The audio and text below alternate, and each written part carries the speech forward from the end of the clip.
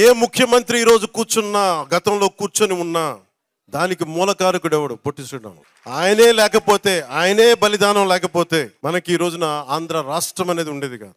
So నేను ఉన్నది దేనికి అంటే, ఇంతమంది గొప్ప మహానుభావులు ఉన్నారు. నేను అన్నా క్యాంటీన్లతో మాట్లాడి ఒకటి అడిగాను, అన్నా గారి క్యాంటీన్లతో పాటు డొక్కా సీతమ్మ గారి క్యాంటీన్లు రావాలి. అన్నా క్యాంటీన్లు ప్రారంభిస్తున్నప్పుడు దాంట్లో కొంత భాగం డొక్కా సీతమ్మ గారి క్యాంటీన్లు కూడా ఉంటాయి.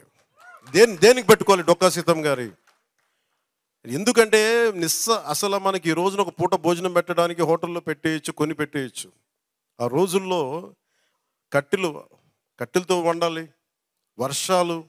అలాంటి సమయంలో ఆవిడ కూర్చొని అమ్మ సీతమ్మ ఆకలి అంటే కూర్చోబెట్టి అన్నం వండి పంపించే, లంకల దగ్గరికి వెళ్ళి కూడా ఆవిడ చేసేదంటే, అలాంటి విలువలున్న మనుషులు మనం గుర్తు తెచ్చుకోకపోతే సమాజం విచ్ఛిన్నమైపోతుంది.